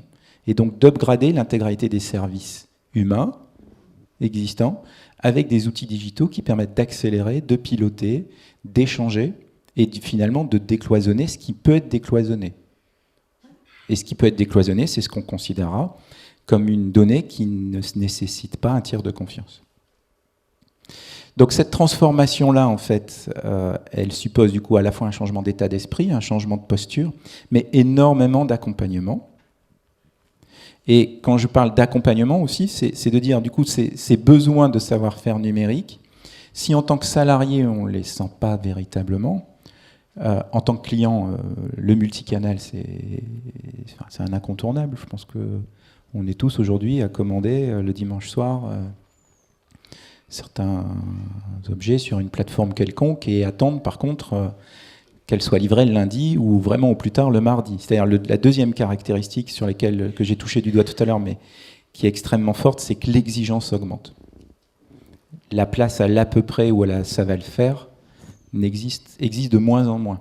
Et si ça arrive par contre, et ce que vous évoquiez au travers des chatbots, ça veut dire que la capacité à réagir extrêmement vite, elle est centrale.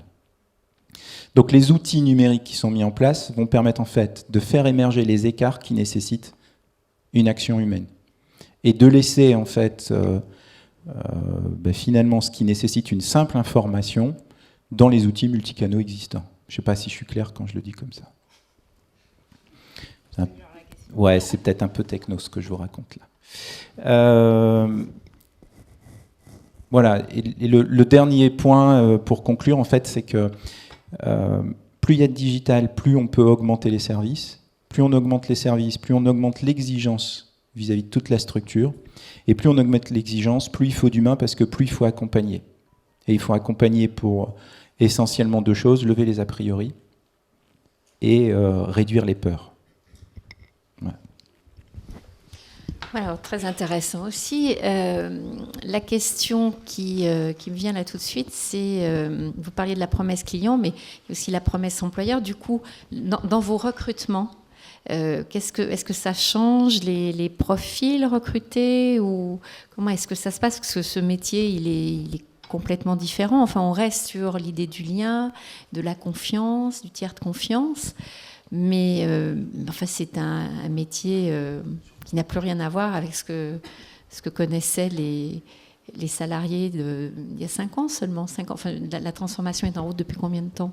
Est en place depuis... Disons qu'elle est en accélération depuis 10 ans. Ah bon, alors, par contre, les outils numériques, on se les a appropriés en interne depuis le démarrage. Voilà, la boîte aux lettres interne, la poste.fr, elle existe depuis... moi, ça fait 20 ans que je suis à la Poste, elle existe depuis 20 ans. Tous les outils de gestion de compte, on ne peut pas imaginer une banque qui ne s'approprie pas les outils numériques. Hein?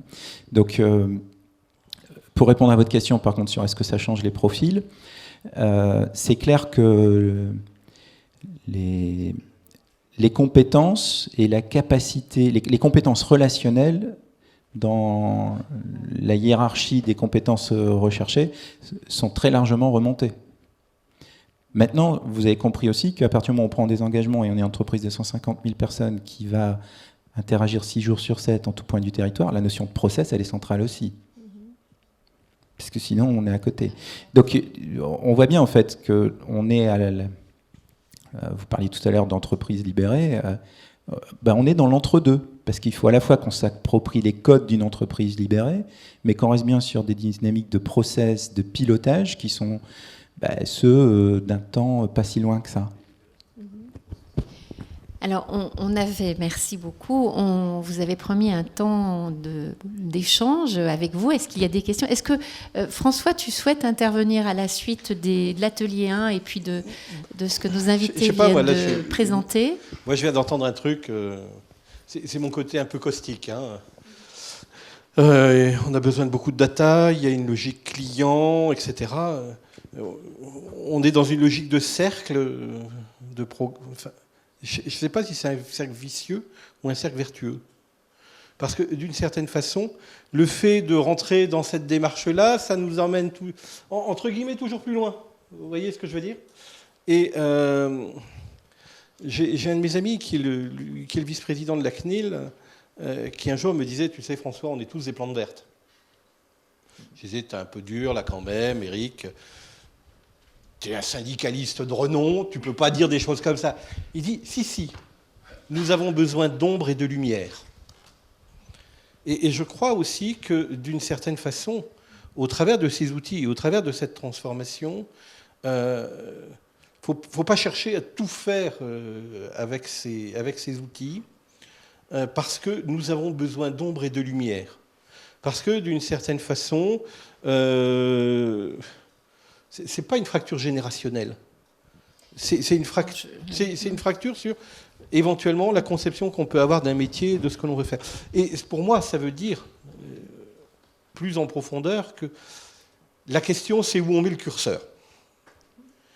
Le curseur pour apporter des services, mais que l'on ne devienne pas esclave de ces services que l'on a mis. Vous voyez ce que je veux dire par là? Parce que, globalement, on est toujours dans la logique... En France, on a un truc facile. Hein. Alors, je suis belge, hein, je suis désolé, j'ai oublié mon accent en passant la frontière. Mais je veux dire par là que... Moi, il y a un truc qui me sidère. Hein. Vous êtes comme mes copains flamands, en fait. Hein. Vous voulez des KPI, des indicateurs, des machins partout. On veut tout calculer. Hein. Et puis, en définitive... je suis désolé, hein, c'est pas les KPI qui nous permettent d'être innovants, c'est pas les KPI qui nous permettent de penser des nouvelles solutions, etc. Et donc, les KPI, ces indicateurs, ces approches données, quanti, etc., ok. Mais il va falloir qu'on trouve le juste équilibre. Et l'une des difficultés qu'on a, c'est peut-être ça. Et je ne sais pas quelle est votre vision pour vous de ce juste équilibre dans cette transformation digitale de la relation qu'on a avec les collaborateurs. Hein, parce que Florian me faisait remarquer, ah oui, mais quand regardez Amazon, il y a une qualité de la relation client qui est top. Hein. Mais alors, la qualité de la relation collaborateur en interne, joker, pour ce qu'on en connaît. Vous voyez, il y a là des choses qui... on est toujours dans une espèce de course, etc. C'est ce qu'on appelle parfois la course à la Reine Rouge. Vous ne connaissez pas, c'est Alice au Pays des Merveilles. Vous savez, elle est en train de courir à côté, il y a la Reine Rouge. Mais pourquoi vous courez? Parce que la Reine Rouge, elle reste sur place. Bah pour rester dans la course. Bah oui, mais quand chez moi on court, c'est pour aller quelque part. Et de temps en temps, j'ai l'impression qu'avec le digital, on est dans la course à la Reine Rouge. On court simplement, on ne sait pas pourquoi, mais il faut courir parce que sinon on risque de se faire distancer. C'est un peu ce que je retiens aussi hein, de votre intervention. Je suis un peu caustique. Hein. Est-ce que... Moi, je pense, et de mon expérience d'opérationnel, c'est qu'il y a des questions d'organisation de notre temps de travail à tous les niveaux de l'entreprise et surtout de ceux qui ne sont pas directement aux opérations à faire l'acte. Et ça passe par du temps sur le terrain. C'est-à-dire il y a une forme d'hygiène, d'agenda à avoir pour les managers, pour les équipes support, de ne pas se déconnecter de la réalité et de ne pas s'imaginer depuis leur bureau ou depuis je ne sais où que ça se passe comme ça sur le terrain. Et ça peut éviter l'effet d'emballement que vous évoquiez, parce qu'en plus, une fonction support ou un manager qui continue de pousser l'exigence parce que derrière, il voit dans ses tableaux de bord ou dans ses réclamations clients qu'il y a des points à régler, peut finalement mettre tout le système en surpression. Très vite. Et le digital peut l'aider à le faire encore plus vite. Donc il prend sa voiture, il va sur le terrain, il rencontre les personnes et il mesure l'écart entre les deux. Alors, je voudrais juste quand même vous rappeler qu'on est dans le monde de l'entreprise, hein, donc un monde très concurrencé, sur lequel on ne peut pas non plus fermer la porte au digital et se dire qu'on ne le fera pas ou on le fera beaucoup plus tard. Je pense qu'il faut beaucoup d'accompagnement des collaborateurs, ça c'est clair. Il faut avoir une réalité de nos besoins aussi. Et puis... introduire progressivement des outils pour les collaborateurs, pour les clients, qui nous permettent d'avoir une vraie valeur ajoutée. Et je le disais tout à l'heure, c'est inévitable. On ne peut pas aujourd'hui imaginer une entreprise qui n'irait pas vers le numérique, quelle que soit sa taille. Bon, on n'est pas sur la même taille tous les trois. C'est clair. ETI, petite entreprise et une grande entreprise nationale.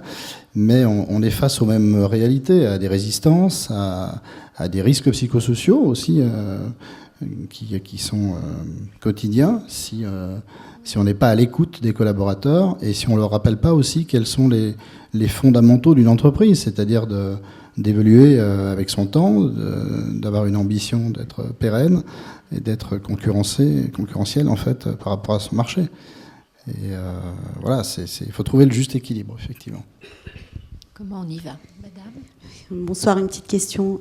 Est-ce que vous avez suivi ce qui se passe chez IBM niveau monde, c'est-à-dire qu'ils ont informatisé énormément de processus de gestion et de management RH et qu'ils ont réduit de 30 à 40% leurs effectifs RH.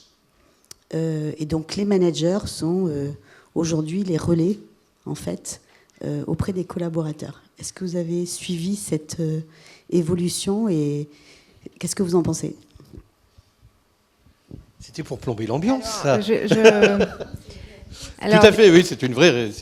J'ai pas suivi ce point, donc je serais incapable de vous répondre. Donc, je vous laisse la parole. Non, moi je ne l'ai pas suivi non plus. Maintenant, Ah bah moi non plus. ça me semble tout à fait aberrant. Ouais. Ça dépend du secteur d'activité, ça dépend de la vision qu'ils peuvent avoir. Mais pour rester sur l'exemple nous concernant, nous, on n'a jamais autant investi en formation et autant investi dans des équipes de proximité RH. D'ailleurs, c'est des RH de proximité, c'est comme ça qu'on les appelle. C'est-à-dire, on a plutôt tendance à ramener au plus près des équipes, donc dans les établissements, des équipes RH qui jusqu'alors étaient dans des directions régionales. Par contre, ce mouvement-là est réel. Il y a moins de monde dans les équipes RH en région. Et il y en a plus en proximité. Ouais. Alors le cas IBM est intéressant parce que justement, comme ils ont des outils, puisqu'ils sont bien placés pour les avoir, ils ont effectivement automatisé avec de l'intelligence artificielle énormément de choses, les mobilités internes, les choix de formation, etc. Et finalement, le manager intervient vraiment comme un RH auprès des collaborateurs pour éventuellement régler ce que la machine ne règle pas. Voilà. Moi, je suis sceptique, hein, c'est pas son métier. Voilà. Donc, Après, ouais. on verra d'ici quelques années ce que ça va donner. Ouais. Après, Madame, vous je avez voulais une juste question vous dire que le DRH qui est auprès des salariés, etc., je trouvais que ça manque un peu de vision stratégique, de contribution au projet d'entreprise. Donc merci d'avoir remis aussi en perspective. Parce que je pense que si on veut que cette fonction RH elle, se maintienne dans l'entreprise et qu'elle ne soit pas balayée, il faut aussi que le temps qu'elle va dégager grâce à ces outils bien utilisés, elle soit aussi dans une contribution au projet humain de l'entreprise, etc. Donc sortir Mais aussi... je crois aussi que nous, on le vit, on fait beaucoup d'accompagnement comme à la Poste. On n'a jamais autant fait de formation, d'accompagnement des processus, l'intégration d'un certain nombre d'outils.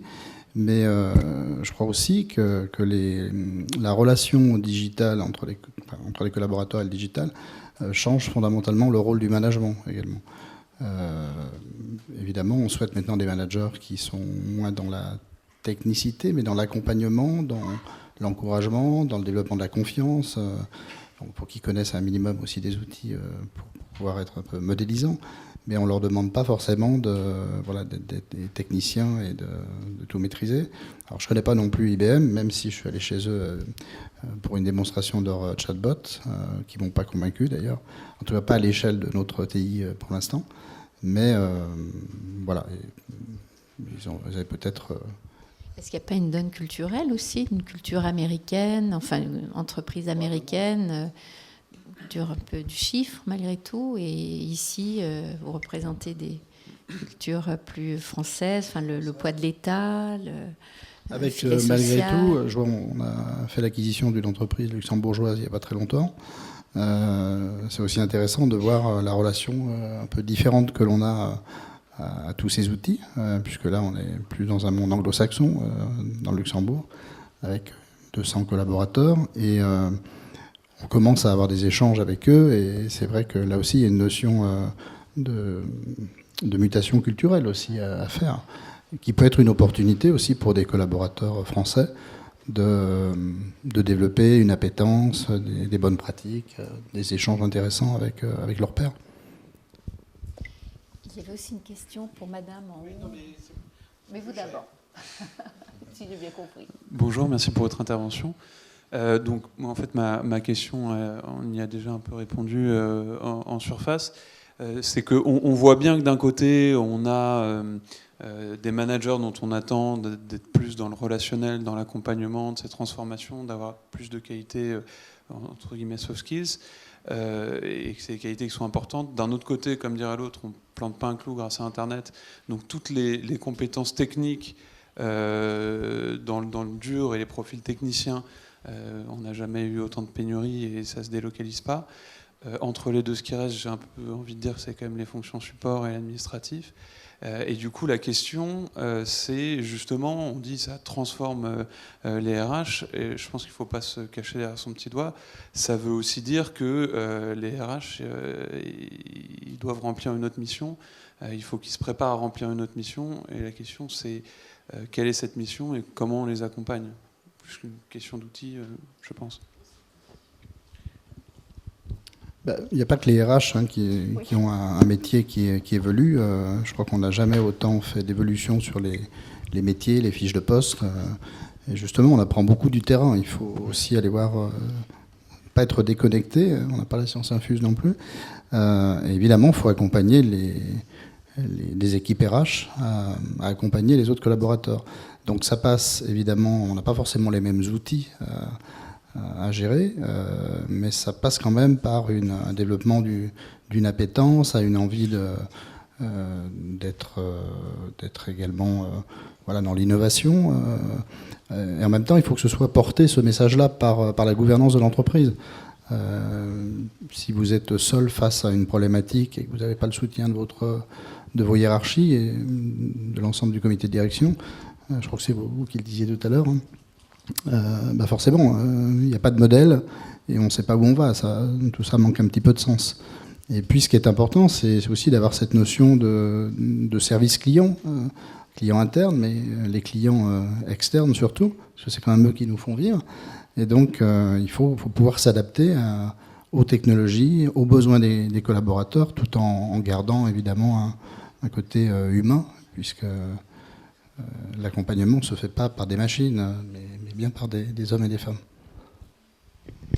En fait, ça dépend aussi de la vision et des objectifs de l'entreprise et du projet d'entreprise. Donc aujourd'hui, je suis incapable de vous dire, moi, DRH, ce que je deviendrai demain. Mais je sais qu'il faut que je change ma posture, l'accompagnement, se tourner aussi vers le coaching, des choses comme ça. Mais la fonction de DRH demain, oui, elle sera probablement plus stratégique, et ça je vous rejoins, et dans l'accompagnement. Donc c'est le H humain qui ressort. C'est le H humain qui ressort. Alors, moi, je ne suis pas RH.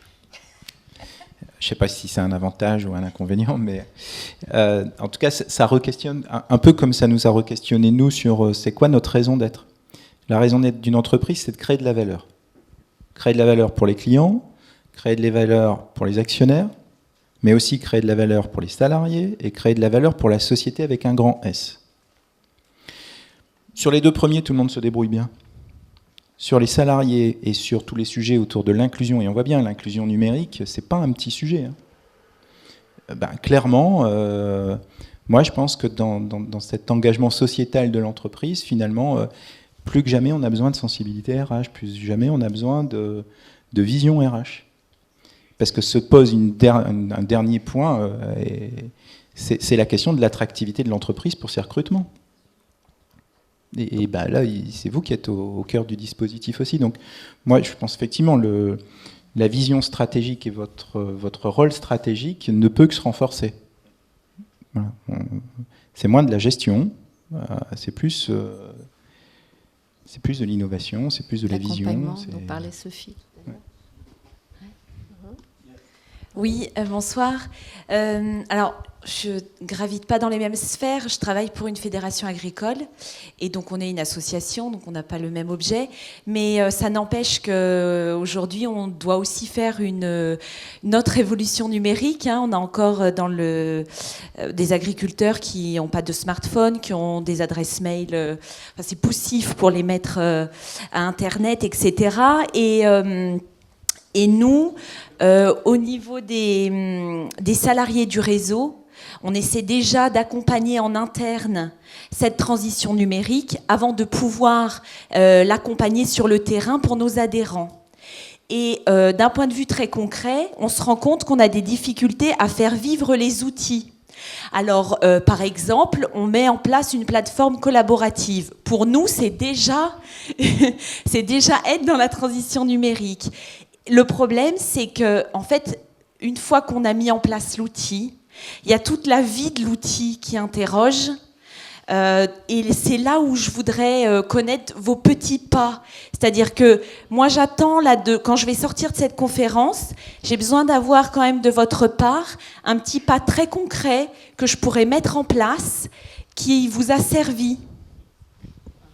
En fait, c'est se poser la question, on met un outil, quoi, il va servir à quoi, et comment il va vivre, à qui il s'adresse. Donc c'est se poser ces questions-là. Est-ce qu'il peut vivre tout seul ? Est-ce qu'une personne doit être dédiée à le faire vivre? Qui va s'en servir? Est-ce qu'on va s'en servir tous les jours, une fois par semaine, une fois par mois, ou c'est juste pour faire joli en disant bah oui, on a fait du digital et on a mis une plateforme collaborative? À quoi va-t-il vous servir? Ça, c'est la première question. Voilà, à se poser. Et puis il faut effectivement une ressource qui l'anime assez régulièrement pour créer de la nouveauté, de l'appétence.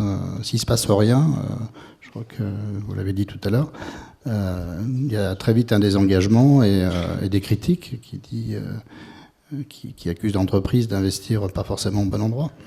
Donc peut-être l'expérience que je pourrais vous communiquer, c'est de ne pas trop lancer d'outils en même temps, parce qu'il y a aussi... il n'y a pas besoin de rencontrer des commerciaux pour avoir une appétence, de vouloir bien faire pour son entreprise et de vouloir se dire tiens, voilà, ça y est, on va lancer un tas de choses. Je crois qu'il faut bien connaître l'objectif qui est visé, pour qui, et puis connaître sa population. Par rapport à... C'est pour vos collaborateurs, j'imagine, ou votre réseau. Comment est-ce qu'ils peuvent contribuer également? On a mis en place il y a quelques mois un outil qui s'appelle Yammer, qui fait partie des outils numériques que les collaborateurs peuvent s'approprier. Et on a été très surpris par l'engagement durable des collaborateurs, puisqu'on a sur 1300 personnes à Lyon, il y avait...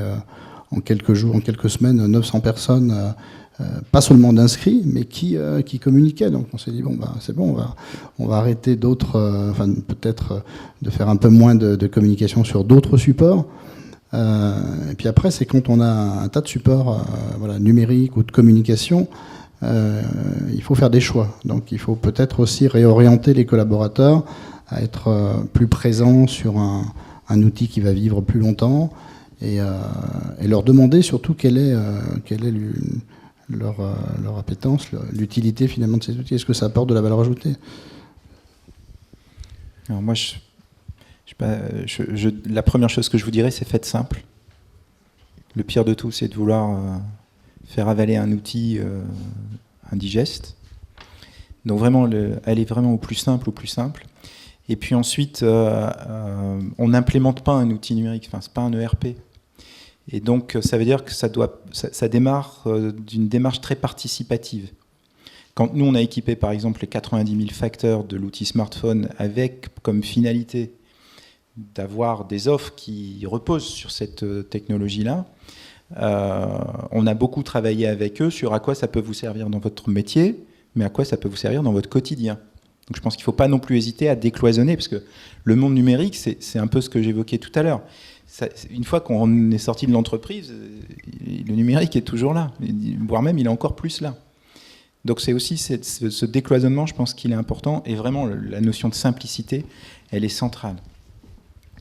Parce qu'on va trouver des milliers d'outils qui sont merveilleux. Mais nous pouvons prendre encore une question, mais ça sera la dernière, oui. Je suis désolé, ça sera moi peut-être. Oui. Donc je suis pas un RH, je suis un retraité de la fonction publique. J'étais dans une administration de l'État et je ne me suis jamais fait d'illusions sur le fonctionnement des RH dans l'administration. Quand je suis rentré dans l'administration, je savais tout à fait ce qui m'attendait. Par contre, j'écoute les informations comme tout le monde. Et actuellement, il y a un ancien associé de la Poste qui est sur la sellette, M. Morgard, donc France Télécom. Qu'est-ce qui s'est passé à France Télécom? Est-ce qu'il y a eu un excès ou un défaut de ressources d'intelligence artificielle? Alors moi, je ne connais pas le dossier, donc je ne sais pas répondre à la question. Mais alors vraiment pas du tout. Parce que la Poste, France Télécom, les PTT, j'ai envie de vous dire quand même c'est une vieille histoire, parce que c'est une histoire d'il y a 30 ans. Mais, et ce qui est clair en tout état de cause, c'est que le numérique chez eux est allé 10 fois plus vite que chez nous. Voilà, ça pour le coup, c'est... Si je peux me permettre d'intervenir, ayant trempé un peu dans l'affaire, malheureusement, c'est pas ce manque d'IA, entre guillemets, je vais être plus vache, c'est ce manque d'intelligence. Voilà, vous voyez ce que je veux dire. C'est pas une problématique de numérique, c'est une problématique de modification d'organisation, de vouloir rendre ces organisations beaucoup plus agiles en partant de certains présupposés qui, en définitive, ont été invalidés. Mais avec une pression économique et des choses comme ça extrêmement importantes. Pour répondre à votre question, une boutade. Quoique, relisez Astérix le Gaulois. Un point à faire. Et posez-vous la question de quel est le rôle d'Astérix dans Astérix le Gaulois. Et vous allez vous apercevoir que ce petit personnage de bande dessinée, ça peut vous faire rire, hein, en fait, c'est un véritable community manager pour son village. Et le vrai rôle, il est là aussi, hein, dans cette logique collaborative, etc. Bien sûr, c'est le mec qui va à la castagne avec... Mais c'est celui aussi qui associe les autres. C'est celui, pour rejoindre sur vos éléments de collaboration. Et en fait, quand vous relisez Astérix le Gaulois, vous avez tous les points qu'ont soulignés nos intervenants ce soir sur votre question. Voilà. Vous voyez, ça peut être sympa de temps en temps, les études de management. Hein. Alors justement, je vais, comme tu as organisé cette série de conférences, les RH hack le digital sur l'ensemble de la France, auprès de nos différents masters partenaires du réseau Référence RH, je vais te laisser le mot de la fin, François. Auparavant, alors je vais bien sûr remercier chaleureusement nos intervenants des 2 tables rondes. Je dirais simplement sur la question, je parlais de la question sous forme de paradoxe, des éléments de réponse. Il me semble que vous avez témoigné, et vous aussi, du fait que fonction RH, c'est une fonction, c'est d'abord l'humain. Pour gérer des ressources, gestion des ressources humaines, c'est d'abord une gestion humaine des ressources, et donc aller sur le terrain, prendre le temps de l'écoute, de l'accompagnement. C'est, il me semble, ce qui revient de vos différents témoignages. Et avec des outils digitaux qui existent, des superbes chatbox, c'est comme ça qu'on dit, enfin comment, pardon? Bots. Ah, d'accord. Bon, très bien. Ah ben, je suis pas geek, hein, mais bon. Et, c'est rassurant. Et donc des outils qui existent et qui se mettent au service de cette fonction humaine pour le bien-être des salariés et sans négliger la performance, bien sûr. Donc, merci beaucoup. François, merci. Toi qui as animé cette série de conférences. En fait, on a animé toute une série de conférences et je vais, si vous me permettez, clore très rapidement ce différents points. Simplement pour vous dire que, tout d'abord, chacune des villes que nous avons pu visiter, Paris, Lyon, Montpellier, Lille, Bruxelles, qu'est-ce que j'ai oublié ? Clermont-Ferrand, j'avais oublié Clermont quand même, et d'autres à venir, on s'aperçoit que les interrogations que vous avez, que nous avons, sont des interrogations partagées. Parmi celles que l'on retrouve toujours, il y a l'avenir de la fonction ressources humaines et d'une certaine façon, je rebondis sur votre remarque de tout à l'heure, parce que ça en fait toujours partie, c'est une question de la fonction ressources humaines, est-elle une fonction ou une mission ? C'est un truc qui anime et excite le débat aux États-Unis depuis 30 ans, RH, fonction ou mission. Et d'une certaine façon, j'ai envie de dire que personnellement, je n'ai pas de réponse. Parce que c'est avec les outils et c'est avec la manière dont on va se les approprier, dont on va les utiliser, que la fonction pourra s'en trouver renforcée ou que les missions s'en trouveront renforcées. Sous-entendu, pas nécessairement la fonction. Des logiques de partage, des logiques éventuellement de dégonfler un peu la fonction. On ne va pas dégraisser le mammouth parce que globalement, ça fait longtemps qu'on n'est plus un mammouth. Mais quand on regarde bien, malgré tout, il y a quelques éléments qui se détachent à chaque fois. La nécessité absolue pour les RH de ne pas tomber dans l'effet gadget. Et trop souvent, on est un peu, vous savez, moi je vois assez souvent des comités de direction, oui, il faut qu'on digitalise, il faut qu'on digitalise, il faut qu'on digitalise. Quoi? Oh, ben, on va prendre un chatbot. Oui, mais pour faire quoi? Et évitons de tomber dans la logique du gadget. La vraie question, c'est où veut-on emmener la fonction RH de nos entreprises, de nos organisations, demain? Quelle est notre valeur ajoutée? Sur quel champ sommes-nous attendus? Quel est notre propre projet stratégique? On a l'alignement stratégique RH sur la stratégie générale de l'entreprise, mais quel est notre propre projet stratégique? Quelle est notre création de valeur? Et il ne faut pas qu'on ait peur de l'aborder. Ces outils nous offrent de nouvelles possibilités. Pour autant, ça sous-entend qu'on soit capable de les faire fonctionner les uns avec les autres.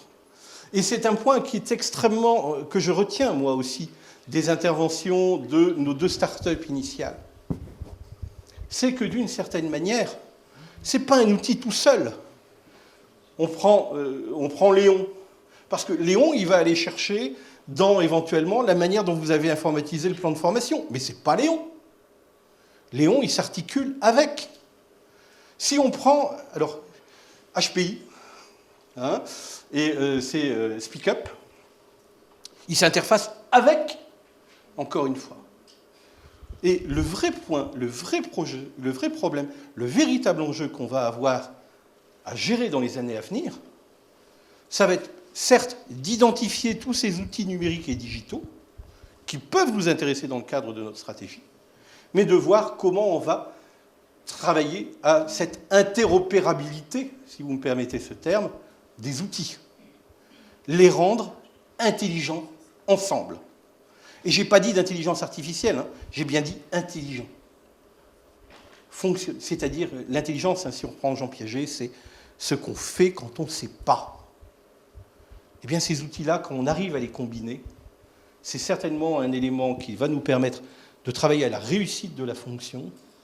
Certains voient ces outils comme la mort de la fonction. D'autres, comme moi, les voient plutôt comme une certaine forme de renaissance. Sans lien avec ce qui se passe dimanche, s'il vous plaît, merci. Mais véritablement, comme la capacité que l'on a de repositionner une fonction RH qui, ces dernières années, a été quand même sacrément bousculée, et dans nombre d'entreprises où elle s'est parfois retrouvée réduite à la portion congrue ou avec des marges de manœuvre réduites. C'est là que ça peut être utile. Voilà ce que j'avais à vous dire. Et si je peux me permettre, vous avez, et vous aurez sur le site du MAG RH, en fait, différents éléments de synthèse des différentes interventions qui ont eu lieu un petit peu partout en France concernant ces RH Actes Digital en liaison avec référence. Et vous pouvez retrouver cette conférence sur notre site IAE Lyon. Merci voilà. François, merci beaucoup à nos intervenants. Merci à vous de votre présence.